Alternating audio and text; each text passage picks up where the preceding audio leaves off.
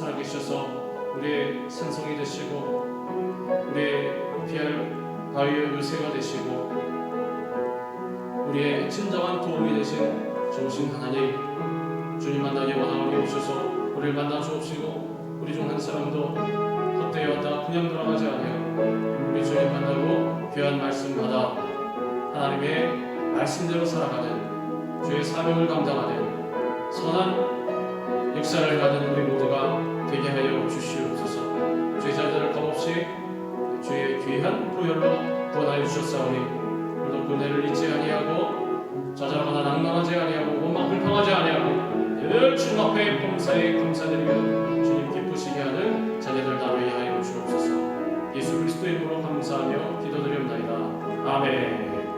눈을 들어 산으로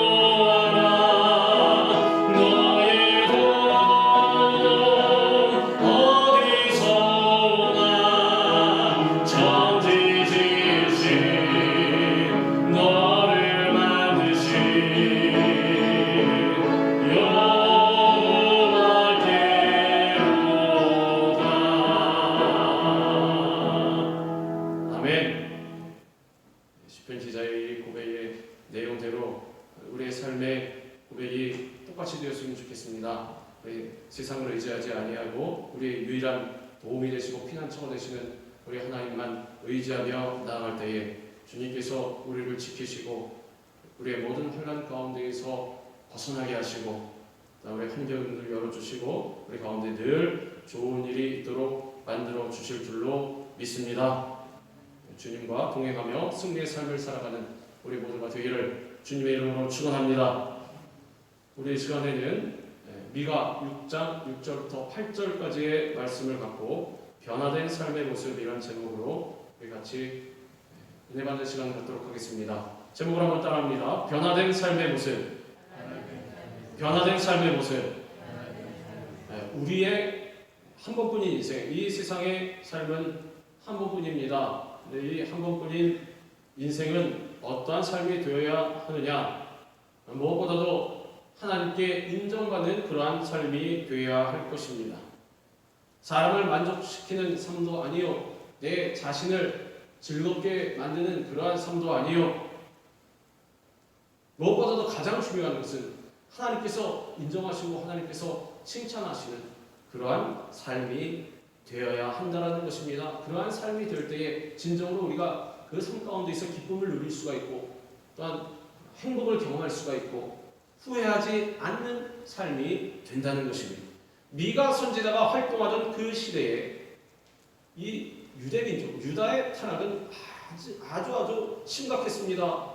사회 전반에 걸쳐서 불의와 폭력이 있고 또 거짓이 넘쳐나고 또한 대부분의 사람들이 우상 숭배에 빠져 있고 심지어는 이를 바로잡아야 할 지도자들조차도 죄악에 깊이 빠져 있었습니다. 정치 지도자들뿐만이 아니라 종교 지도자들, 그 당시에 지도자들 하면 누굽니까? 이스라엘 민족이, 이스라엘이란 이 국가가 무슨 나라입니까? 신앙 공동체 아닙니까? 신앙 공동체. 그렇기 때문에 정치 지도자들이든 왕으로부터 시작해서 맨 밑에 하층민까지 누구나 할 것 없이 양민들까지 다 하나님을 섬기는 그러한 신앙인들이었는데 이 지도자들까지 죄악에 빠져 있었다. 이들은 죄를 회개하지 않고 많은 제물을 드리기만 하면 죄를 용서받아서 하나님의 진노를 피할 수 있을 것이라고 착각했습니다. 출애굽 당시에 하나님께서 율법을 주셨습니다. 절기도 주셨습니다. 제사하는 방법도 알려주셨습니다. 자, 그러면 이들은 무엇이라고 생각했는가? 알려주신 요것만 형식적으로 잘 지키면 그러면 하나님께서 우리에게 복을 주실 것이다. 주님 앞에 인정받는 떳떳한 삶이 될 것이다. 제사를 주님의 말씀대로 잘 드리는 것은 맞습니다. 그것이 잘못됐다는 것이 아니라 거기에 머물러 있어서 형식적인 신앙생활을 하면 안 된다라는 것입니다. 이곳에서 드리는 예배 따로, 여기서 고백한 것과 다르게, 결단한 것과 다르게 나아가서 사는 삶은 또 따로, 이렇게 되면 안 된다는 것입니다. 그것이 바로 무엇이냐? 미가 선지자가 있던 당시의 유대의 생활상이라는 것입니다. 예배를 드릴 땐 다 은혜롭게 드리지 않겠습니까? 제사장들도 마찬가지, 왕으로부터 시작해서 신하들도 마찬가지, 고관 대작들도 마찬가지, 재물도 흠없는 송아지 양을 갖다가 드리고, 소제도 드리고, 번제도 드리고, 드릴 때는 얼마나 기쁘고 영업게 드렸을지 모르겠지만 나가서 사는 삶은 어땠느냐? 자기보다 힘없는 사람 착취하고, 억울하게 누명씌우고, 심지어는 몰래 살인까지 하고, 또 내 삶의 주인이 내가 되어서 또 밖에 나가서 살 때는 하나님보다 더 중요하게 여기는 것들을 내가 다 그거 붙잡고 우상숭배, 깎아놓은 신상에도 절하고, 또 점집도 찾아가서 점도 보고, 내 사주가 어떨 것 같습니까? 다른 곳에 나가서는 하나님은 잠시 잊어버리고 명예와 그리고 돈을 쫓아서, 돈을 벌기 위해서는 수단과 방법도 안 가리고 그렇게 살아가는 것입니다. 그러나 진정한 회개와 근본적인 삶의 변화 없이 제사 행위만으로 하나님과의 깨어진 관계를 절대로 회복할 수가 없습니다. 하나님께서 우리에게 원하시는 삶은 눈에 보이는 재물보다 정의를 행하는 것, 또 인자를 사랑하는 것, 겸손히 하나님과 함께 행하는 것입니다. 따라서 우리도 마찬가지입니다. 우리는 형식적인 재물보다 하나님 앞에 변화된 삶의 모습으로 하나님께서 원하시는 삶을 살아갈 수 있어야 할 것입니다. 나와서 정해진 시간에 예배도 열심히 드리고, 또 기쁨과 즐거움으로 주님 앞에 예물도 아낌없이 드리고, 그리고 나아가서 살아갈 때에 그 마음과 정성과 결단으로 부끄러움 없는 삶, 주님께서 보시기에 인정하시는 그런 삶, 정의를 행하는 삶, 또 인자함을 베푸는 삶, 겸손히 하나님과 동행하는 삶을 살아가는 것, 이것이 진정으로 하나님께서 기뻐하시는 삶의 예배라는 것입니다. 하나님께서 우리에게 원하시는 것은 먼저 정의를 행하는 것, 하나님 앞에서 의롭고 바르게 사는 것입니다. 하나님께서는 미가 선지자를 통해서 이렇게 말씀하셨습니다. 사람아, 주께서 선한 것이 무엇임을 내게 보이셨나니 여호와께서 내게 구하시는 것은 오직 정의를 행하며. 정의는 하나님의 속성 가운데 하나입니다. 우리 정의로우신 하나님, 공의의 하나님, 이 성령님의 도우심으로 말미암아 이 하나님의 선하심을 닮아가는 것입니다. 우리가 그렇게 살아가야 한다는 것입니다. 하나님의 관점에서 옳고 그름을 구분하고, 그에 따라서 우리 이익에 유불리와 상관없이 내가 조금 손해볼지라도 올바른 신념에 따라서 살아가는 것, 그리고 더 나아가서 공동체 전체가 평화롭게 지낼 수 있도록 노력하는 것, 또 더 나아가서 내가 조금이라도 강자고 갑의 위치에 있으면 약자의 권리를 존중하고 보호해 주는 것입니다. 비즈니스를 할 때도 마찬가지입니다. 어느 회사나 또 어느 사업장에 가보면 심심치 않게 이런 경우가 있습니다. 종업원들의 임금을 제대로 안 주고, 임금을 깎고, 또 자신이 부담해야 될, 사업자가 부담해야 될 것을 직원에게 전가하고, 그러면서 뭐라 그러느냐? 주말에 되면 우리 교회 나와라 이런 거죠. 그 교회 나가겠습니까? 직원이? 그렇지 않습니까? 뒤에서 욕할 것입니다.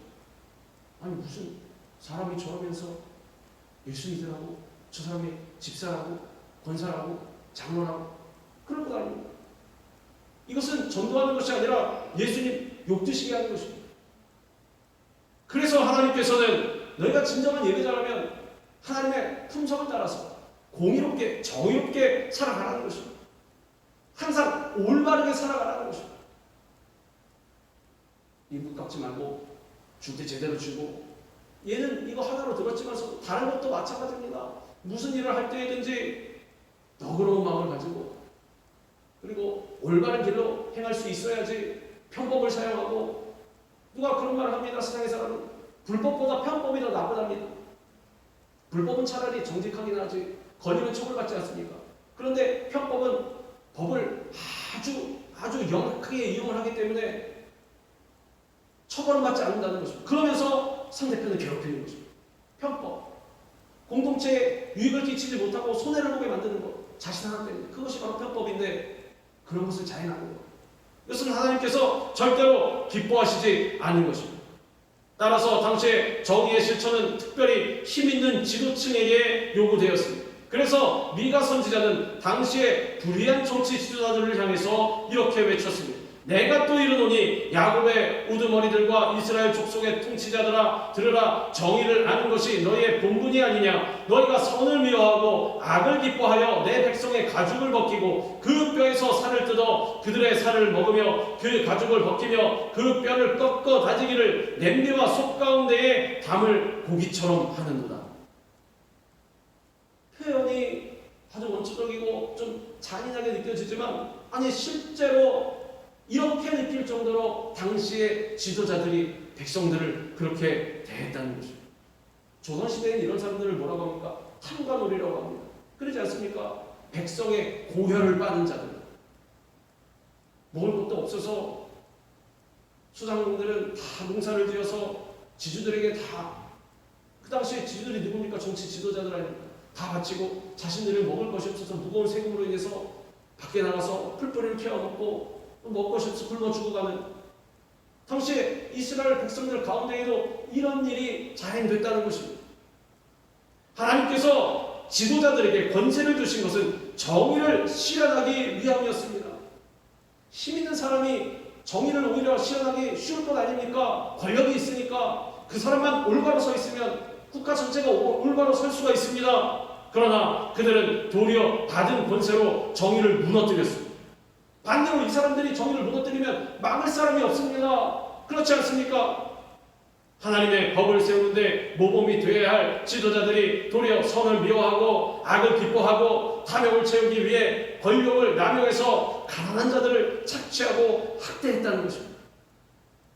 아모스 선지자도 정의가 결여된 이러한 예배 행위, 하나님을 섬기는 것이 아니라 인간을 섬기는 것이라고 경고하면서 이렇게 외쳤습니다. 오직 정의를 물같이 공의를 마르지 않는 강같이 흐르게 할지어다. 정의를 행하는 것, 공의를 행하는 것이 형식적인 예배보다 더 중요하다는 것입니다. 불의를 행하고 있는 한 모든 예배와 경건은 헛된 것이 되고 마는 것입니다. 아무리 은혜로운 척 포장을 해도 불의한 행동 하나 때문에 모든 것이 무너질 수가 있다는 것입니다. 이곳 미국의 기독교 지도자들이 뽑은 가장 영향력 있는 목회자 중에 한 사람인 이 팀 켈러라는 분은 자신의 저서에서 이렇게 말했습니다. 많은 그리스도인들이 은혜를 더 중시하고 정의를 부수적인 것으로 여깁니다. 그러나 은혜와 정의는 분리되지 않습니다. 우리는 은혜로 구원을 받습니다. 그리고 구원받은 우리는 이제 정의를 실천해야 합니다. 어떤 사람들은 그러지 않습니까? 잘못을 하면 다 하나님의 사랑으로 은혜로 덮어야지 뭘 그런 걸 갖고 그렇게 얘기를 하냐고. 그러면서 그런 사람들의 특징은 그 이후에 계속 내 마음대로 합니다. 옆에 사람이 짓밟히든 말든 내 마음대로 막 내 거 챙기면서 밟고 지나가는 것입니다. 그러나 지금 이분은 뭐라고? 그러면 안 된다는 것입니다. 이런 사람들은 은혜를 사랑을 가장 중요한 것으로 정의는 부수적인 것으로 해도 그만 안 해도 그만 이런 것으로 생각하는데 그게 아니라는 것입니다. 같이 가는 거다. 같이 가는 것이다. 하나를 귀히 여기면 다른 하나는 똑같이 해야지. 이거는 괜찮고 내 입맛에 맞게 이거는 조금 경이 여기도 괜찮고 이런 것은 안 된다는 것입니다. 우리 사회는 정직하고 정의롭게 살면 손해볼 수 있다고 생각합니다. 대부분 세상에서는 그렇습니다. 그러나 우리는 달라야 합니다.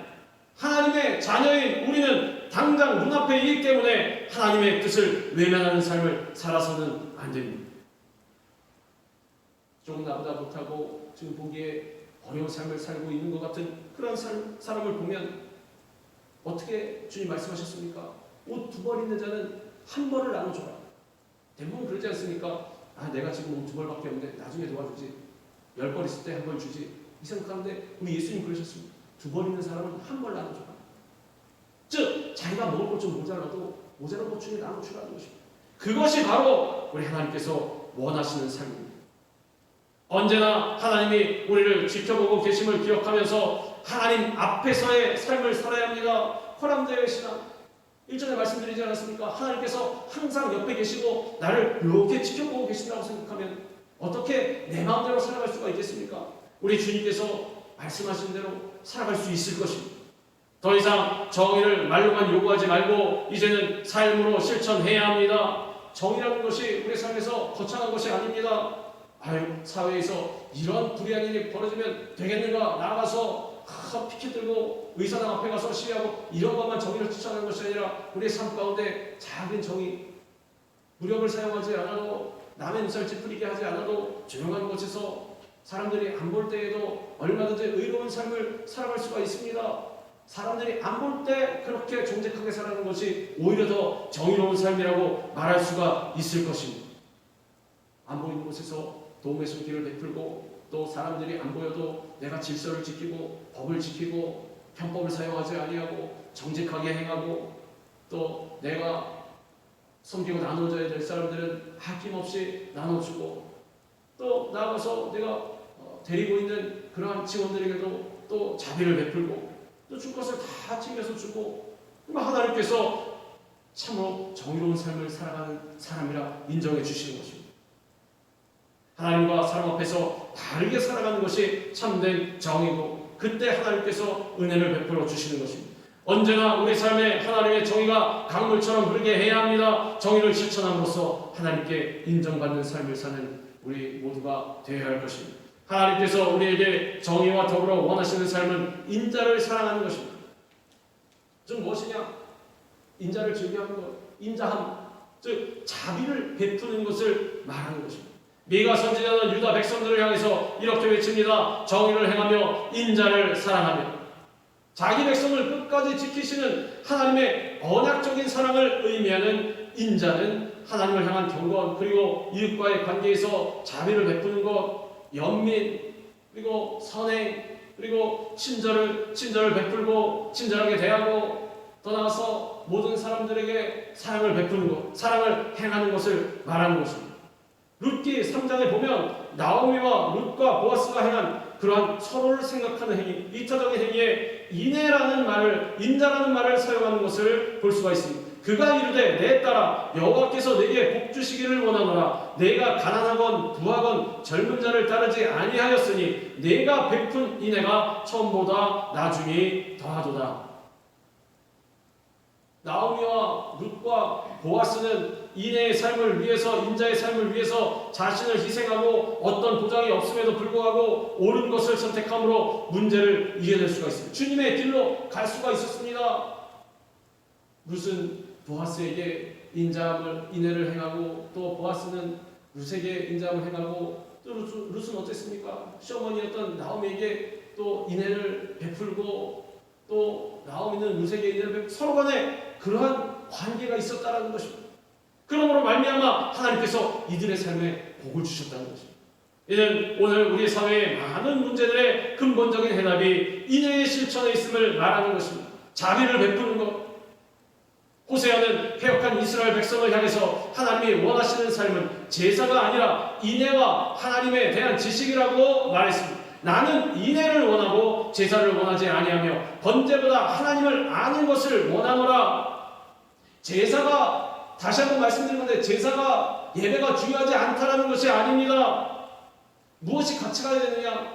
그렇게 정성스럽게 주님 사랑한다고 예배를 드렸으면 나가서 자비를 베풀어라. 마음을 넓게 써라. 진정으로 하나님을 아는 것이 무엇이냐? 하나님의 말씀대로 살아가는 것, 하나님의 명령대로 살아가는 것, 사람들을 사랑하라. 하나님을 이렇게 예배 시간에 살아가는 것 같이 나아가서 네 이웃을 네 자신과 같이 사랑하라. 유다 백성들은 하나님 앞에 바르게 살려는 노력도 없이 제사만 드리면 의무를 다했다고 생각했습니다. 그러나 하나님께서는 그런 제사는 받지 않으시기 때문에 호세아는 형식적인 섬김보다 하나님과 이웃을 향한 인애와 바른 마음으로 하나님을 섬기라고 외친 것입니다. 자비를 베풀지 않으면, 하나님의 사랑을 실천하지 않으면 그런 제사는 필요가 없다라고 주님께서 말씀하시는 것입니다. 그래서 나는 인애를 원하고 제사를 원하지 아니한다. 주님께서 말씀하신 것입니다. 오늘날도 마찬가지입니다. 예배에 잘 참석하고 또 헌금 드리는 것만으로 의무를 다했다고 생각하는 것은 잘못된 것입니다. 항상 그렇습니다. 보면 물론 대부분의 성도님들 그렇지 않습니다만 극히 일부분들을 보면 밖에서 빼앗고 또 깎아서 착취한 것 이런 것들을 갖고 와서 주님 앞에 주님 제가 10의 2조까지 드립니다. 또 사람들 앞에 자랑하고 광고하고 이러한 분들이 가끔가다 한 번씩 있습니다.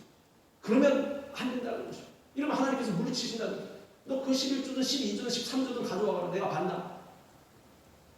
형식적인 교회의 재정부에 도움이 될 수 있을지 몰라도 하나님께서 이건 아니야 하면 그게 무슨 소용입니까? 내 배만 두드리고 있는 것이지 우리 교회는 재정이 많아 자랑만 하고 있는 것이지 하나님께서 아니야 그러시면 나가면 명패 세워져 있는 명패만 교회가 붙여져 있는 것만 십자가지 그건 교회라고 말할 수가 없습니다. 하나님의 전이라고 말할 수가 없는 것입니다. 아무리 전이라고 붙였으면 뭐합니까? 이승기에 들어가셔서 강도의 소굴을 만들었다. 채찍은 노끈으로 채찍 다 둘러엎으시고 내가 쫓으시고 하시는데 소용이 없는 것입니다. 하나님께서 진정으로 원하시는 삶, 인자를 베푸는 삶, 자비를 베푸는 삶. 하나님은 바른 생활을 통해 부패한 세상에서 우리가 소금의 역할을 감당하고 어둡고 캄캄한 시대에 빛된 삶을 살기 원하십니다. 그리고 하나님 앞에 나아올 때 빛과 소금된 삶의 열매를 가지고 와서 예배 드리기를 원하시는 것입니다. 인자를 사랑하는 것은 하나님께 대한 성도의 도리와 인간 관계 속에서 성도 간의 서로 간의 도리를 다하는 것입니다. 따라서 우리는 삶 속에서 늘 긍휼과 자비를 베푸는 삶을 살아가야 하는 것입니다. 조금 단점이 보이더라도 우리가 사랑으로 감싸고 또 좋은 은혜와 사랑의 말로 또 건면도 하고 또 저 사람이 약간 일부러 그런 것이 아니라 부족한 면이 있으면 가서 또 채워주고 주님은 우리에게 이렇게 말씀하십니다. 내 마음을 다하며 목숨을 다하며 힘을 다하며 뜻을 다하여 주 너의 하나님을 사랑하고 또한 내 이웃을 내 자신과 같이 사랑하라. 우리 예수님께서 큰 계명을 말씀해 주셨습니다. 사랑이 없어 병들어가는 이 세상은 사랑으로 많이 치료하고 변화시킬 수가 있는 것입니다. 오직 선을 행함과 서로 나누어주기를 잊지 말라. 하나님은 이 같은 제사를 기뻐하십니다. 선을 행하는 것, 나눠주기를 잊지 않는 것, 자비를 베푸는 것, 이것이 뭐냐? 하나님께 드리는 예배라는 것입니다. 모여서 드리는 우리가 지금 드리는 이 예배뿐만이 아니라 항상 그러지 않습니까? 삶의 예배를 드리라. 삶의 예배가 무엇입니까? 바로 이같이 행하는 것, 선을 행하는 것, 자비를 베푸는 것, 정의를 실천하는 것, 나눠주기를 잊지 않는 것, 이것이 바로 주님이 기뻐하시는 제사입니다. 주님께서 말씀하고 계시는 것입니다. 이 말씀과 같이 이웃에게 최대한의 사랑과 친절을 행하는 우리 모두가 되어야 할 것입니다. 결국 하나님께서 우리에게 원하시는 삶은 겸손하게 이와 같이 하나님과 함께 동행하는 삶이라고 말할 수가 있습니다. 정의를 행하며 인자를 사랑하며 겸손하게 내 하나님과 함께 행하는 것이 아니냐. 겸손하게 하나님과 함께 행하는 것은 정의를 행하는 것과 인자를 사랑하는 것, 자비를 베푸는 것, 이것을 가능하게 해주는 원동력입니다. 즉 하나님과 함께 행하는 사람이라고 말할 수 있는 것은 정의를 행하는 것, 인자를 사랑하는 사람, 자비를 베푸는 사람, 이 사람들이 바로 하나님과 함께 행하는 사람이라고 말할 수가 있습니다. 반대로 정의를 행하고 또 자비를 베풀고 사랑하고 인자를 행하는 것, 이것이 바로 하나님과 함께 행하는 길이 된다는 것입니다. 겸손은 하나님을 하나님으로 인정하고 자신이 피조물임을 인정하는 모습입니다. 하나님과 함께 행하되 어떻게 행하느냐? 겸손히 해야 한다는 것입니다. 하나님과 같이 가는데 어떤 분은 그렇습니다. 하나님을 내 종처럼 막 끌고 다닙니다. 나는 그러는지 모르는데 삶은 그렇습니다. 왜냐? 내가 내 삶의 모든 것을 다 정해놓고 하나님 요거 해주시고 요거 하지 마시고 지시하는 것입니다. 지시. 큰 차이가 있습니다. 내가 마음에 꿈과 소원이 있고 또 원하는 바가 있을 때 주님 앞에 기도하는 것은 맞습니다. 그러나 어떠한 기도가 따라야 되냐? 우리 예수님처럼 간구하고 주님 모든 것을 주님의 뜻에 맡깁니다. 그리고 중요한 것은 그 다음에 하나님께서 어떻게 응답하시든지 이거는 주님의 뜻이 이렇구나. 내가 원하는 바와 달라도 아멘 할렐루야. 믿음으로 받아들일 수 있는, 기쁨으로 받아들일 수 있는 것. 그 사람은 똑같이 간구했을 때 하나님의 뜻대로 구한 것입니다. 그것은 주님을 따라가는 삶입니다. 그러나 반대로 구하긴 똑같이 구했는데 응답을 하나님께서 내가 원하는 응답을 안 주셨습니다. 다른 길로 보여주셨습니다. 다른 길로 인도하셨습니다. 그럴 때 주님 왜 내가 원하는 걸 안 들어주십니까?